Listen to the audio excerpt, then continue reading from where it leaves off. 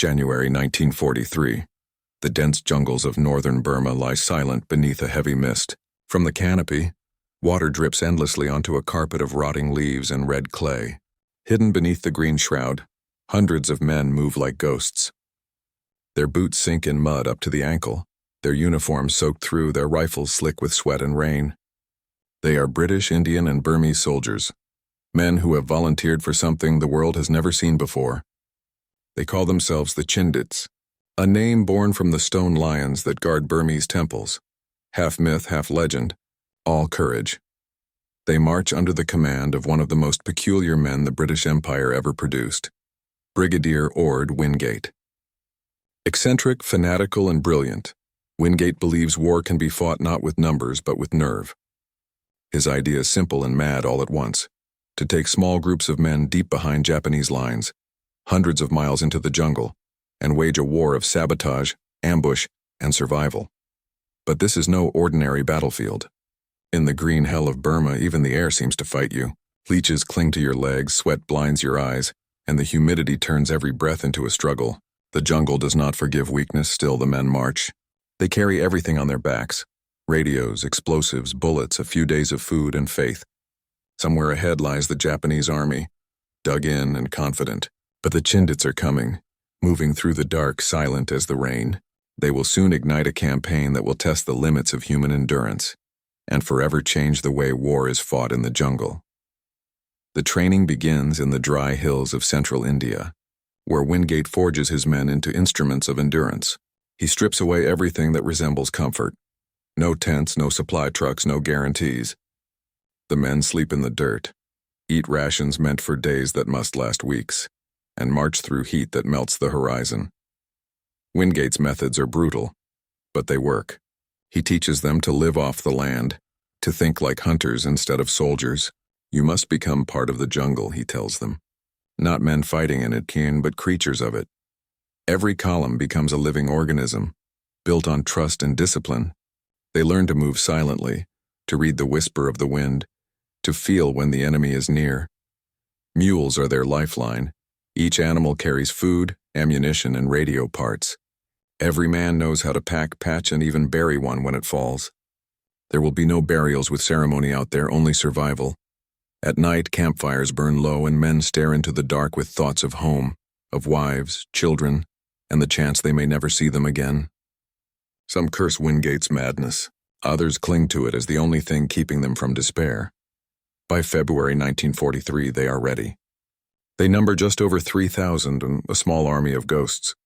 Their mission: to slip behind the Japanese lines, sever their lifelines, and vanish into the jungle. The odds are impossible, but to Wingate and his men, impossible is simply another word for untested. February 13, 1943. Under a moonless sky, the first columns approach the Chindwin River, a wide, dark serpent cutting across the frontier. The water is freezing, the current strong. One by one, the men wade in, their rifles held above their heads, mules swimming beside them. Behind them lies India. Ahead, Burma, the domain of the Japanese Empire. They move in silence. No lights, no talking. Every splash could betray them. By dawn, they are deep inside enemy territory, and the jungle has swallowed them whole. The plan is daring. Strike at the Japanese railways, cut their communication lines, blow up supply depots, and vanish before the enemy can react. The Chindits are to live off airdrops, and a revolutionary idea. In the past, jungle operations died from lack of supplies. Wingate plans to bring the sky into the jungle, using small aircraft to drop food, medicine, and ammunition onto tiny clearings. The first few weeks are chaos. Radios fail, mules die, maps prove useless. Men stumble through bamboo thickets where visibility is barely an arm's length. The jungle plays tricks on the mind, and it's easy to get lost, easier to lose hope. But when the Chindits strike, the effect is electric. They blow up bridges, derail trains, cut telephone lines, and disappear before the Japanese know what hit them. For the first time, the enemy feels hunted. The myth of Japanese invincibility begins to crack. And in that crack, the spirit of resistance takes root. The jungle is alive, but it is not your friend. It whispers sickness into your lungs, creeps under your skin with leeches, and feeds on your strength. After weeks of marching, men begin to wither.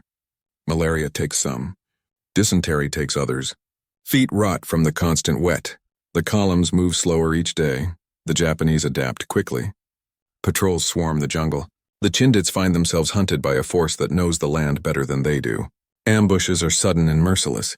1 minute the air is still. The next, bullets slice through the leaves like hornets. Men dive for cover, return fire, then vanish again into the green. Wingate's radio operators call for supply drops, but sometimes the planes can't find them. Food runs low. The men ration their last biscuits and eat rice scavenged from villages. Even the mules are slaughtered for meat. Yet morale somehow holds. There is a grim pride among them, the pride of being alone, forgotten, and still fighting. At night, they whisper to one another under mosquito nets, listening to the jungle hum. Some dream of rescue, others dream of home. But most know the truth, there may be no return. Still they press on, because to stop is to die, and to die without fighting would be the greatest dishonor of all. By May, the mission is crumbling. Wingate knows it. The Chindits are exhausted, scattered, and starving. The Japanese are closing in. Orders come to withdraw. But withdrawal in the jungle is not retreat. It is another kind of war. The columns splinter into smaller groups. Some march north toward China. Others attempt to fight their way back to India. Every river crossing is a battle. Bridges are blown, trails lost. Men who can no longer walk are left behind with morphine and a prayer. Those who stumble on do so on sheer will. There are moments of quiet heroism. A wounded Gurkha carried on a makeshift stretcher for 50 miles. A British sergeant who gives his last quinine tablet to a younger soldier. Acts of humanity in a place where humanity has all but vanished. When the survivors finally reach India, they are unrecognizable, gaunt, hollow-eyed, barely able to stand. Of the 3,000 who went in, nearly 1,000 are dead or missing. The rest are too weak to fight again. But they have proved something extraordinary, that it is possible to survive, to fight, and to win, even in the most merciless terrain on Earth. The Allies are desperate to halt the Japanese advance into India. Wingate, now promoted to Major General, is ready to strike again. This time he dreams even bigger. Operation Longcloth was only the beginning. The new mission, Operation Thursday, will be the largest airborne jungle assault in history. This time there will be gliders. Thousands of men will be flown behind enemy lines and supplied entirely by air. They will build landing strips in the middle of the jungle, hold strong points, and launch raids that will paralyze the Japanese army. The Chindits are reborn, stronger, larger, more determined. But fate has other plans. On March 24, 1944, Wingate's plane crashes in the hills of Manipur. There are no survivors. His men never hear his last words, but they carry his spirit with them into the jungle once more. As they descend into the green abyss, the ghosts of 1943 walk beside them. The jungle will test them again. The enemy will come in waves, and once more the world will forget their names, even as they fight and bleed in silence. March 1944. The night sky over India is alive with the sound of engines. In the darkness, gliders creak under the weight of men, mules, and supplies. Pilots grip their controls, knowing that once released, they are at the mercy of the wind. Inside, the Chindits sit in silence. Their faces are calm, but their eyes betray the storm inside. Fear, anticipation, and faith. This time they are not slipping quietly into Burma. They are flying into it. Below them lies the endless jungle, stretching like a black ocean. Their destination is a code name, Broadway, a small patch of grassland hidden deep within Japanese-held territory. It is to become their lifeline, their landing strip, their base of operations. The first gliders descend into the darkness, hitting the ground with bone-shattering impact. Some crash into trees. Others break apart on landing. Men crawl from wreckage, bloodied but alive, and start clearing debris with bare hands. They light small lamps, signaling the next wave to land. The operation is chaotic, costly, but miraculously, it works. By dawn, hundreds of men are on the ground, setting up defensive positions as the jungle wakes around them. The noise of insects rises like a fever. The Chindits, surrounded on all sides by Japanese forces, begin to carve a new world out of nothing. They hack at vines, build shelters, and mark the strip where Dakotas will land with supplies. Wingate's dream has come to life, even in death. His men, the living embodiment of his vision, are now deep inside the enemy's heartland, ready to begin their war anew. The Japanese, unaware of the full scale of what has landed behind them, will soon learn that the jungle has awakened again with British steel and Indian grit. Within hours of the first landings, the Japanese begin probing attacks. Small patrols at first, testing the new invaders. But by the second day, the assault begins in earnest. Mortars fall from the tree line, and bullets whip through the undergrowth. The Chindits, still digging in their defenses, fight from the mud, every man knowing that retreat is impossible. Broadway becomes a fortress made of sweat and desperation. Mules are used to haul sandbags and ammunition. The wounded are laid beneath tarps, tended by medics who have no morphine left. Pilots circle overhead, dropping supplies by parachute, while Japanese snipers pick off men who stray too far from cover. Yet, through the chaos, the Chindits hold. Their discipline, forged in those brutal Indian training camps, becomes their salvation. They move like shadows between foxholes, calling artillery by radio, coordinating air support from miles away. At night, the jungle glows red from the flashes of gunfire, and the screams of the wounded echo through the trees. One officer later wrote that the air was so thick with mosquitoes and cordite that it felt like breathing gunpowder and death at once. Men fought not just the enemy, but exhaustion, disease, and the jungle itself. After 3 days, Broadway still stands. It is a miracle, a testament to courage and stubborn endurance. The airstrip is operational and Dakotas begin landing supplies. The first Chindit base behind enemy lines is secure, but it is only one of many. Other columns are already fanning out into the jungle, striking railways, ambushing convoys, and setting up more bases with names like White City and Blackpool. The Chindits have become what Wingate dreamed of, an army within the jungle, invisible, relentless, and deadly. April 1944. Deep in northern Burma, a clearing in the forest transforms into one of the most remarkable strongholds of the war. The Chindits name it White City. It sits astride the main Japanese supply line, a vital railway that feeds the enemy's divisions in the north. To hold it is to choke the Japanese army where it hurts most. The Chindits move swiftly. Within days, they turn the clearing into a fortress of earth and wire. Trenches snake through the undergrowth. Machine gun nests are hidden beneath camouflage nets. A constant rhythm of axes and shovels fills the air as men dig through soil thick with roots and ants. Every man knows what is coming. The Japanese strike at dawn. Columns of infantry screaming their war cries rush the Chindit perimeter. Mortars explode in the trees. The sky fills with falling branches and smoke. The defenders fire back in waves, rifles glowing hot. Bren guns rattling until barrels melt. The battle rages for hours, then days. And yet, White City holds. The Chindits' control of the air, their lifeline, proves decisive. Dakotas drop ammunition and food even as bullets crack overhead. Spitfires swoop down to strafe enemy positions. The Japanese are forced to withdraw, leaving behind a trail of their dead. From White City, the Chindits begin a campaign of sabotage and disruption that sends ripples across the entire front. They cut communication lines, ambush supply trains, and vanish before the enemy can retaliate.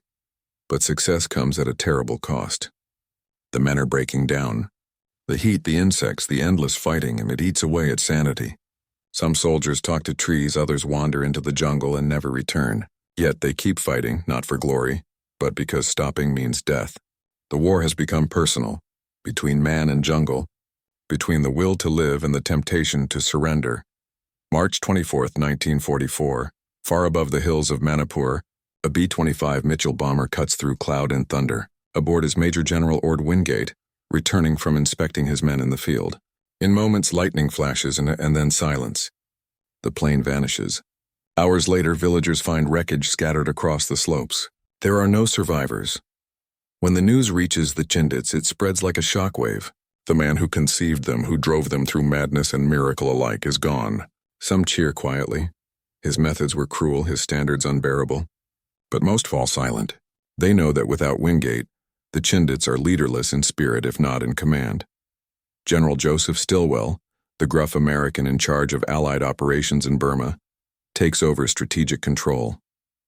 His vision differs. He wants the Chindits to fight conventionally, to hold ground, to dig in, to act like a regular army. But the Chindits were never built for that. They were born to move, to strike, to vanish, Under new orders, they are tasked with supporting Chinese divisions advancing through northern Burma. The pace is relentless. Men march for weeks without rest, carrying wounded comrades on bamboo stretchers. Food is scarce, diseases multiply, and morale begins to crumble. Still, they fight on. Even without Wingate's wild energy, his legacy burns in them, a kind of defiance against fate. The jungle may kill them. The Japanese may surround them, but they will not break. They have come too far, seen too much, and buried too many to stop now. And somewhere, in the rustle of the trees and the rain that never ends, the men swear they can still hear his voice, urging them forward one last time. By May 1944, the Chindits have established their northernmost base, Blackpool. But this stronghold, unlike White City, is vulnerable. It sits on exposed ground ringed by hills, and the Japanese know exactly where to strike. The attacks begin at dawn and continue day after day. Waves of Japanese soldiers charge through the jungle, supported by artillery fire. The Chindits fight like cornered animals, holding their positions with dwindling ammunition and almost no medical supplies. The wounded lie in trenches filled with rainwater, calling for medics who never come. Air supply drops grow sporadic. Some parachutes drift into Japanese hands. Others vanish into the trees. Food runs out. Men eat mule meat boiled in muddy water. Malaria spreads unchecked. Bodies are buried in shallow graves that the monsoon soon washes away. After 2 weeks, Blackpool is little more than a pit of exhaustion and death. Command finally gives the order to withdraw. The retreat is chaos. Broken groups stumbling through rivers and hills, hunted by Japanese patrols, starving and delirious. Many do not make it. Some are captured, others die where they fall. Yet somehow fragments of the Chindits emerge weeks later, skeletal and hollow-eyed, crossing into Allied lines. Their mission has cost them nearly half their strength, but the Japanese advance into India has stalled. The Chindits, through courage, endurance, and unspeakable suffering, have bought time. Time that will allow the Allies to turn the tide in Burma. They are no longer soldiers now. They are survivors, and though the war rages on, the jungle begins to quiet. The whispers of the Chindits linger, the ghosts of men who dared to walk where no army was meant to go. June 1944. The monsoon arrives with a vengeance. For the men still deep in Burma, the sky becomes an ocean. Rain falls without mercy, day after day, night after night, until rivers overflow and the jungle floor turns to liquid mud. Boots sink with every step. Mules slip and vanish into swollen streams. Rifles rust in the soldiers' hands. The Chindits are scattered across hundreds of miles, trying to reach safety. Each group is a world unto itself, some numbering a few dozen men, others just a handful. They march through rain so thick they can't see beyond a few feet. The jungle hums like a living creature. The smell of decay, of sweat, of death clings to everything. Every mile is a test of will. Rations have run out. Some eat raw jungle plants, others trade what little they have with villagers who look on them with pity and fear. Malaria takes more lives than bullets. Feet rot, skin splits. Men walk on legs swollen with infection. But the Chindits keep moving. They have no choice. The only direction is forward. They carry the wounded when they can, bury them when they can't. Some are captured, others vanish forever in the mist. Yet for those who survive, the march itself becomes a blur of endurance. An endless line of ghosts trudging toward the promise of rescue. When they finally reach Allied lines, they do not celebrate. They simply collapse. Many weigh less than 100 pounds. Their faces are hollow, their eyes distant. They have crossed hell and returned, but a part of them will forever remain lost in that green wilderness.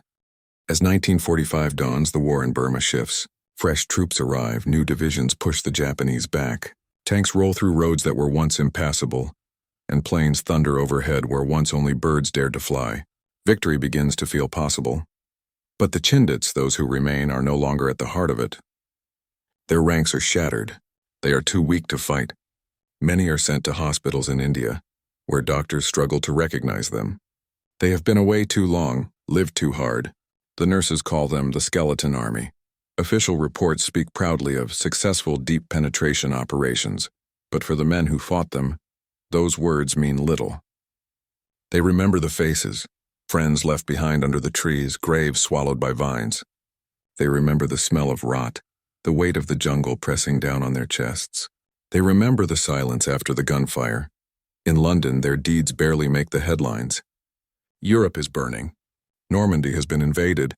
The world's eyes are elsewhere. Burma is a distant, forgotten front, and the men who fought there are soon forgotten too. But among those who lived it, the Chindits are legends. Around campfires in later years, they speak of the jungle like a ghost that still watches them, of Wingate's wild vision, of Broadway and White City, of friends who vanished into the green. They were never meant to be heroes. They were ordinary men asked to do something extraordinary, to walk into hell, unarmed against hunger, disease, and despair, and come out the other side. And though history may forget them, they will never forget the jungle. August 1945. The guns fall silent. The Empire of Japan surrenders. Across Asia, soldiers cheer, weep, and stare in disbelief. For the first time in years, the sound of war is replaced by something unfamiliar: peace. But for the men who fought in Burma, peace does not come easily. Many of the Chindits return home to families who barely recognize them. They are thin, haunted, restless. The nightmares follow them. The sounds of the jungle, the screams in the night, the smell of wet earth. Doctors diagnose them with tropical fatigue, but the truth is deeper.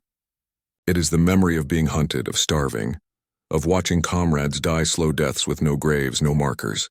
They are men who have seen what the jungle does to a human mind, and no doctor can cure that. Some drift into silence, avoiding talk of the war. Others drink, work, raise families, and try to forget. But in the quiet hours, they hear it again. The hum of the jungle, the rustle of leaves, the whisper of ghosts. Their campaign had no grand victory parade. There were no medals pinned in royal ceremonies for most of them.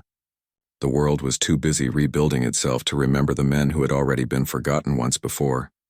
Yet the jungle remembers. It keeps their secrets, their stories, and their bones. The vines that grow over their graves are their memorial, unseen but eternal. Years pass. The empire changes. The war fades into textbooks and black and white photographs. But for those who once marched through Burma, the memories do not age. They grow sharper. Reunions are few but powerful. Old men with trembling hands meet again. Men who once carried rifles now leaning on canes. They talk of Broadway, of Wingate's madness, of the gliders that crashed and the men who never came home. Laughter mixes with tears. Some still carry the machete scars on their arms. Others bear invisible wounds no one can see. In Burma itself, the jungle has reclaimed the battlefields. Vines strangle the remnants of airstrips, and the bones of mules lie under moss and fern. Occasionally, a villager stumbles on rusted helmets, fragments of weapons, or dog tags half buried in mud. They are reminders of a war that the earth has almost swallowed whole. But stories have a way of surviving where monuments do not. Locals still speak of strange soldiers who fought in the trees, men who came from the sky who fought without fear and vanished like spirits. To them, the Chindits are legends, the jungle warriors who dared the impossible. And in those whispers, in those fading memories, the Chindits still march. Through the mists of time, through the rain-soaked forests of history, their footsteps echo, steady, determined, unbroken. Today, few remember the full scale of what the Chindits accomplished. They did not win great cities or capture famous generals, but what they achieved was something rarer. They redefined what courage looks like. They proved that small, lightly equipped men could survive in the harshest terrain on Earth. They pioneered air supply and jungle warfare, a tactic that would shape military strategy for generations. More than that, they proved the power of will, that courage is not the absence of fear but the refusal to yield to it. Their story inspired generations of soldiers who followed. From Vietnam to modern-day special operations, the lessons of the Chindits live on. In every helicopter drop, every deep insertion mission, every fight waged beyond the front lines. But their true legacy is not found in tactics or strategy. It lives in the human spirit, in the idea that when pushed beyond all limits, ordinary men can become extraordinary. They were farmers, miners, clerks, and students, turned into warriors by necessity and forged into legends by the jungle. They did not fight for glory or medals. They fought for each other, for the man beside them, for the chance to see another sunrise through the canopy. In the stillness of a Burmese dawn, the jungle is quiet now. Birds sing where mortars once roared. Sunlight filters through the leaves, touching the earth where men once fell. Somewhere beneath roots and vines lie the remnants of the Chindits, their bones, their badges, Their courage, they called them the Forgotten Army. But they are not forgotten by those who understand what sacrifice truly means. Their war was not fought for fame, but for survival. They fought in silence, in mud and rain, far from home, and they left a mark no monument could capture. As history moves on, their names fade from headlines, their deeds lost in the noise of larger wars. But the jungle remembers. The land itself carries their memory. In the rustling leaves, the flowing rivers, the quiet hum of life reborn from death. And so, we remember them too. The men who walked into the green abyss and came back changed. The ones who gave everything, expecting nothing. The ones who proved that even in the darkest wilderness, the flame of human courage can still burn bright. They were the Chindits, the forgotten heroes of Burma. And though time may dim their story, it can never extinguish it.